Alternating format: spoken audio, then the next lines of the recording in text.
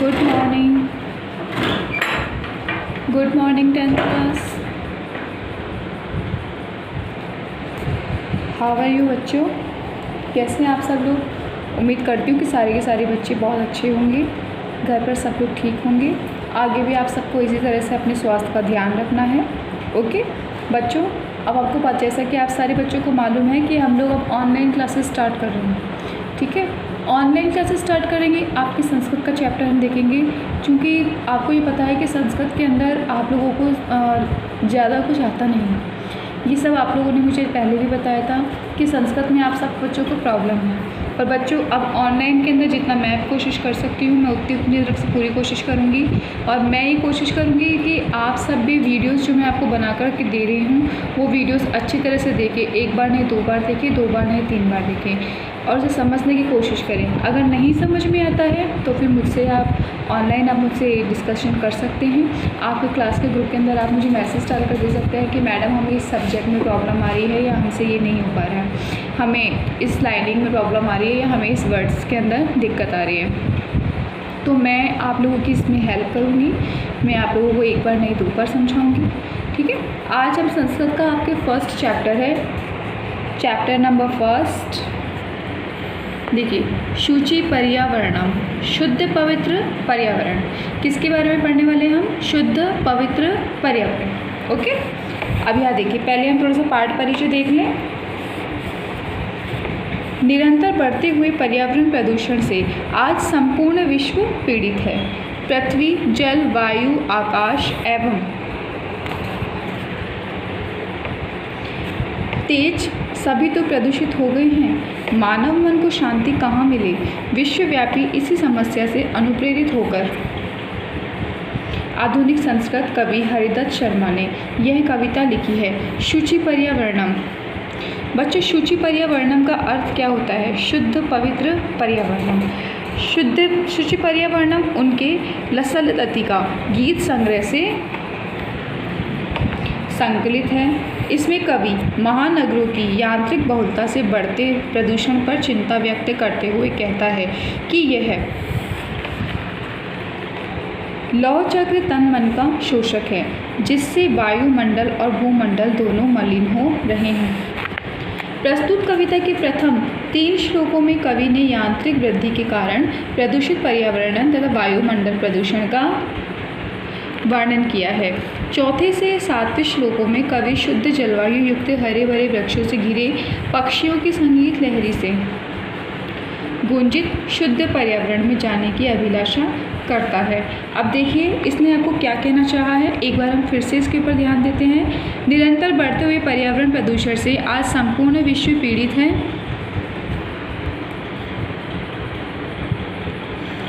पृथ्वी, जल, वायु, आकाश एवं तेज सभी तो प्रदूषित हो गए हैं। मानव मन को शांति कहाँ मिले। विश्वव्यापी इसी समस्या से अनुप्रेरित होकर आधुनिक संस्कृत कवि हरिदत्त शर्मा ने यह कविता लिखी है। शुचि पर्यावरणम उनकी लसलती का गीत संग्रह में संकलित है। इसमें कवि महानगरों की यांत्रिक बहुलता से बढ़ते प्रदूषण पर चिंता व्यक्त करते हुए कहता है कि यह लौह चक्र तन मन का शोषक है, जिससे वायुमंडल और भूमंडल दोनों मलिन हो रहे हैं। प्रस्तुत कविता के प्रथम 3 श्लोकों में कवि ने यांत्रिक वृद्धि के कारण प्रदूषित पर्यावरण तथा वायुमंडल प्रदूषण का वर्णन किया है। चौथे से 7वें श्लोकों में कवि शुद्ध जलवायु युक्त हरे भरे वृक्षों से घिरे पक्षियों की संगीत लहरी से गुंजित शुद्ध पर्यावरण में जाने की अभिलाषा करता है। अब बच्चों, ये क्या कहना चाह रहा है? चलो, पाठ परिचय जो अभी हम लोगों ने पढ़ा है, एक बार ज़रूरी है कि हम सब लोग क्या करें, एक बार पाठ परिचय के ऊपर ध्यान दें। बच्चों, निरंतर आज के टाइम पर देखा जाए तो पर्यावरण प्रदूषण कितना ज़्यादा फैल चुका है, फैल गया है ना। ये जो महामारी, इतने जो रोग उत्पन्न होते जा रहे हैं ना, ये सब कुछ शायद प्रदूषण की वजह से ही है। आज हम देखते हैं कि पेड़ पौधों को हर जगह से काट दिया गया है। हरियाली नाम की तो कोई चीज़ हमारी दुनिया में आजकल शायद बची ही नहीं है। जहाँ बची है वहाँ भी जाकर के इंसान बस रहे हैं। ये सब आपको मालूम है। प्रदूषण से आज संपूर्ण विश्व क्या है, पीड़ित हो रखा है। बिल्कुल, प्रदूषण से संपूर्ण विश्व आज पीड़ित है।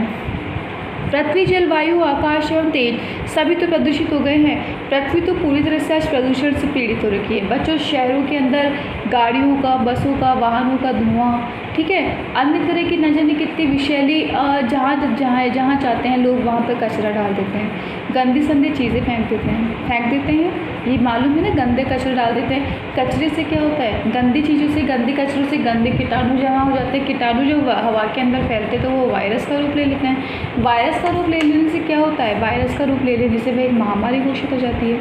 होते होते हुए क्या होता है, धीरे धीरे ये बढ़ती जाती है और इससे परेशान कौन होता है, विश्व में रहने वाली जनता परेशान होती है। आगे इसने कहा है कि विश्वव्यापी इसी समस्या से अनुप्रेरित होकर आधुनिक संस्कृत कवि हरिदत्त शर्मा ने यह कविता लिखी है। बच्चों, कविता जो लिखी गई है वो हरिदत्त शर्मा के द्वारा लिखी गई है। शुचि पर्यावरणम मतलब शुद्ध पर्यावरण, उसके लसत का गीत संग्रह से संकलित है।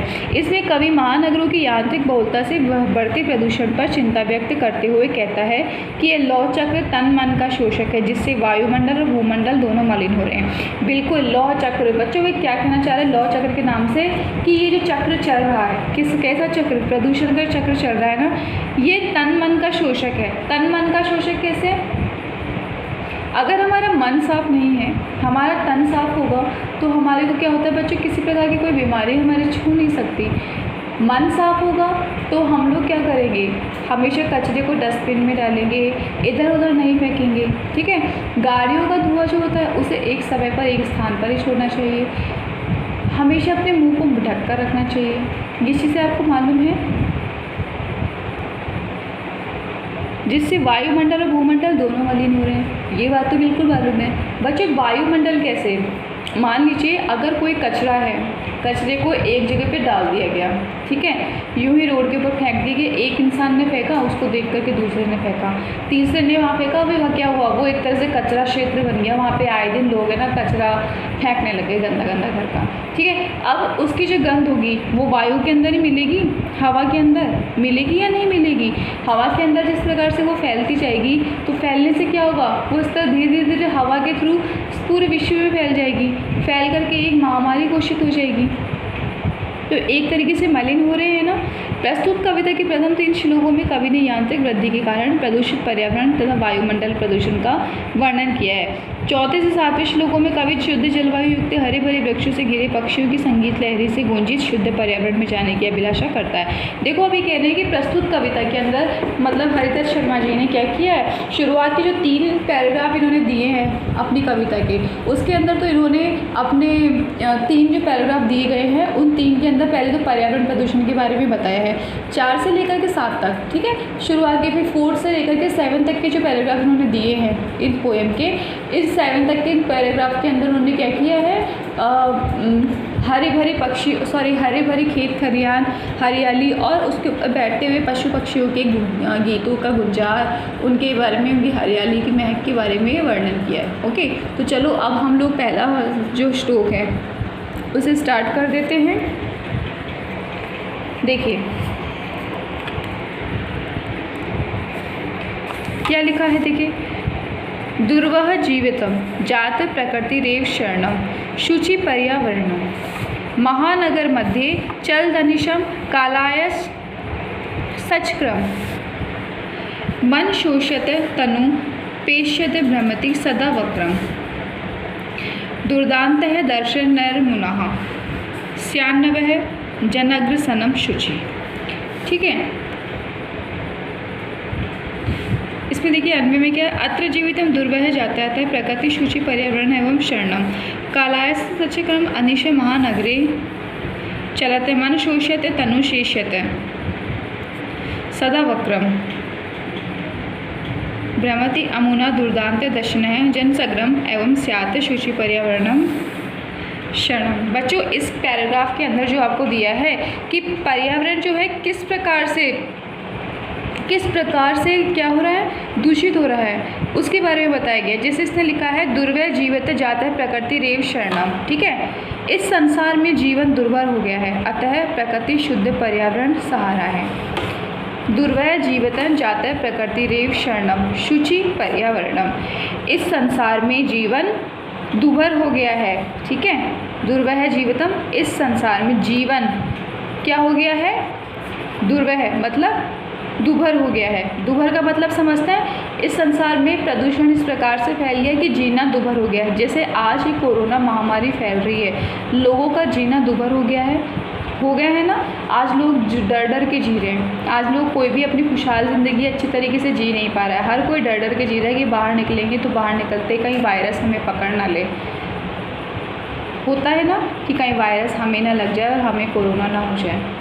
कितनी तरह की गलत सलत बीमारियां, महामारियां फैलती जा रही है। उसी प्रकार से प्रदूषण के बारे में बताया है इन्होंने कि दुर्वह जीवन, ठीक है, इस संसार में जीवन दुर्भर हो गया है। अतः प्रकृति रेव शरणम, अतः शुचि पर्यावरणम, अतः प्रकृति का शुद्ध पर्यावरण ही एकमात्र सहारा है।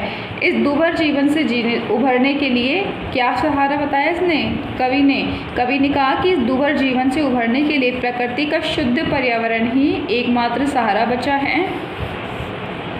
आगे देखिए, महानगर मध्य चल दनिशय कालाय सचक्रम, ठीक है।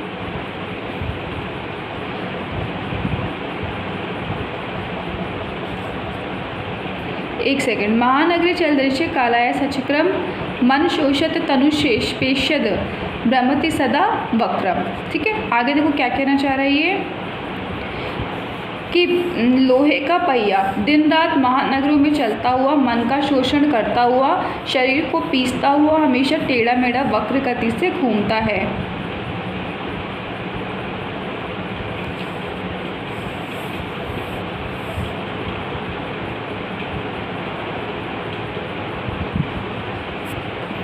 देखिए एक बार फिर से देखिए ये क्या कह रहा है, महानगरे चल धनेशम कालाय सचक्रम। बच्चों कालाय सचक्रम, ठीक है, लोहे का पहिया। क्या बोला गया है, कालाय सचक्रम को लोहे का पहिया। इसने कहा है लोहे का पहिया यंत्र जाल, किससे बोलेंगे, यंत्र जाल, कालाय सचक्रम को यंत्र जाल। लोहे का पहिया छोड़ो, आप लोग यंत्र का जाल मान लो। यंत्र जाल दिन रात महानगरी चल धनेशम, महानगरों में चलता हुआ, ठीक है। मन शोषित है, मन का शोषण करता हुआ, तनु पेशद भ्रमति, शरीर को पीसता हुआ, सदा वक्र, हमेशा टेढ़ा मेढ़ा वक्र गति से घूमता है।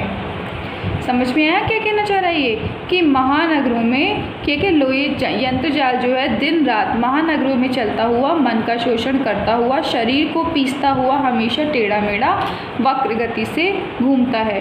इसके आगे देखिए, दुर्दांत दर्शन अर्मुना स्यान्नवय जन सग्र घंसनम शुचि पर्यावरणम, ठीक से देखो फिर से, दुर्दांत है दर्शन नर मुनः स्यान्नव है जन ग्रसनम शुचि पर्यावरणम। और आगे का भी क्या कह रहा है, इसके विकराल दांतों द्वारा मानव का विनाश होगा, अतः शुद्ध पर्यावरण की शरण में जाना चाहिए। ये क्या कह रहा है, दुर्दांत दर्शन नर होना। बच्चों दुर्दांत दर्शन होना कि इसके विकराल दांत, दुर्दांत दर्शी होता है ना विकराल दांत, उसे एक राक्षस की प्रजाति की तरह नाम दिया गया है कि इसके विकराल दांतों के द्वारा क्या हो सकता है, स्यान्नव जन सग्रम, ठीक है, मनुष्य का विनाश होगा, ठीक है। स्यान्नव जनग्रसनम, जनग्रसनम मतलब विनाश हो जाना, मनुष्य का विनाश होगा। अतः इस क्या होना चाहिए, अतः शुचि पर्यावरणम, अतः पर्यावरण की शुद्ध पर्यावरण की शरण में जाना चाहिए। समझ में आया बच्चों? मुझे मालूम है तुम्हें थोड़ा सा समझ में नहीं आया होगा, थोड़ा डिफ़िकल्ट लगा होगा, क्योंकि ऑनलाइन तो ऑनलाइन ही होता है और एक सामने बैठ के पढ़ाना सामने बैठ नहीं होता है। अच्छा मेरी बात सुनिए, मैं इस पैराग्राफ को एक बार फिर से रिपीट करती हूँ, ठीक है। दुर्वह मात्र जीवितम जातम प्रकृति रेव शरणम शुचि पर्यावरणम महानगर, ठीक है। अब पहले इसको समझ लो, दुर्वह इस संसार में जीवन दुर्भर हो गया है, ठीक है। अतः प्रकृति इस संसार में जीवन दुर्भर हो गया, मतलब संसार में प्रदूषण इतना ज़्यादा फैल गया है कि संसार में जीना दुर्भर हो चुका है। अतः प्रकृति रेव शरणम शुचि पर्यावरणम, इसलिए हम सबको क्या करना चाहिए, हमें शुद्ध पर्यावरण की सहारा लेना चाहिए, शुद्ध पर्यावरण की शरण में जाना चाहिए। महानगरी चल धनिशम कालाय सचक्रम, ठीक है। महानगर, ठीक है, महानगर के लिए बोला है कि यंत्र जाल जो है दिन रात महानगरों में चलता हुआ। कौन सा यंत्र जाल? प्रदूषण का यंत्र जाल दिन रात महानगरों में चलता हुआ, मन का शोषण करता हुआ, ठीक है, लिखा है ना, मन शोषित है, तनु पेशद है, मन का शोषण करता हुआ, पेशद शरीर को पीसता हुआ, टेढ़ा भ्रमति सदा वक्रम, हमेशा टेढ़ा मेढ़ा वक्र गति से घूमता है। दुर्दांत दर्शन निर्मुना, ठीक है, इसके विकराल दांतों द्वारा 96 जन्म ग्रसनम, विकराल धातु द्वारा मानव का विनाश होगा। अतः शुद्ध पर्यावरण, अतः शुचि पर्यावरणम, अतः शुद्ध पर्यावरण के शरण में जाना चाहिए। ओके, सबको समझ में आया बच्चों? अगर समझ में आया है तो बच्चों एक बार अच्छी तरह से घर पर आप लोग और पढ़ें। नहीं समझ में आता है तो आप लोग मुझे मैसेज कर दें, मैसेज करेंगे तो आप लोग मुझे बता देंगे। एक बार चाहे आप लोग चाहो तो मैं फिर से रिपीट कर देती हूँ कि बच्चों ये कहना चाह रहा है कि इस संसार में जीवन जो है जीना दुर्भर हो चुका है। मतलब पर्यावरण इतना ज़्यादा फैल चुका है कि जीवन जीना इतना ज़्यादा कठिन हो गया है कि सांस लेने तक में दिक्कत होती है। अतः प्रकृति का शुद्ध पर्यावरण ही अब क्या है, जीवन जीने के लिए शुद्ध पर्यावरण ही एकमात्र सहारा बच गया है। अर्थात हमें शुद्ध पर्यावरण की शरण में जाना चाहिए। मतलब हमें हमेशा शुद्ध पर्यावरण रखना चाहिए, घर का माहौल साफ़ सुथरा रखना चाहिए, आसपास का माहौल साफ़ सुथरा रखना चाहिए।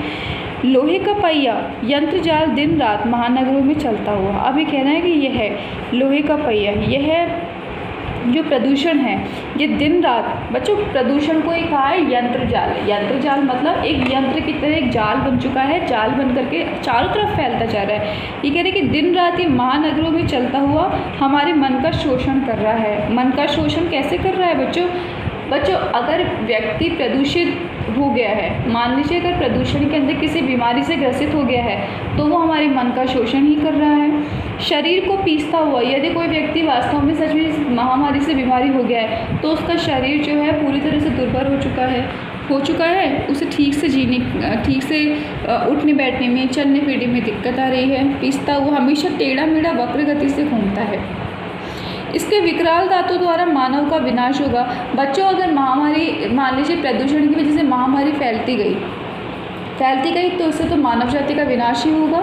तो इसीलिए हमारे लिए आवश्यक है कि हम लोग क्या करें, शुद्ध पर्यावरण बनाए रखें, ठीक है, अपने घर में भी, घर के आसपास भी, ठीक है, अपने घर के आसपास भी पर्यावरण को शुद्ध रखें, अपने घर का माहौल साफ़ सुथरा रखें, अपने घर के आसपास के सभी लोगों को इस बात के लिए जागरूक करें कि अगर शुद्ध रखा जाए तो हम लोग बच सकते हैं और हमारा शुद्ध पर्यावरण ही एकमात्र जीने का सहारा है। ओके बच्चों, आप लोगों के लिए आज सिर्फ इतना ही। कल हम लोग फिर से पढ़ेंगे आगे का नेक्स्ट। अब मैं ये चाहूँगी कि आप लोगों ने जितना पढ़ा है, जितना समझा है, उसे एक बार आप लोग प्लीज़ पढ़ने की कोशिश, जितना मैंने आप लोगों को बताया है, जितना समझाने की कोशिश की है, उसे आप लोग एक बार प्लीज़ पढ़िए, समझने की कोशिश करिए। अगर नहीं समझ में आता है तो आप लोग फिर से मुझसे एक बार बात कर सकते हैं। आपकी क्लास का ग्रुप है, आप उस पर मुझे मैसेज कर सकते हैं कि मैम हमारे को ये चीज़ समझ में नहीं आ रही है या ये इसमें हमारे को दिक्कत आ रही है, तो मैं आपको दोबारा हेल्प करूँगी, दोबारा समझाने की कोशिश करूँगी। तब तक के लिए ओके, बाय।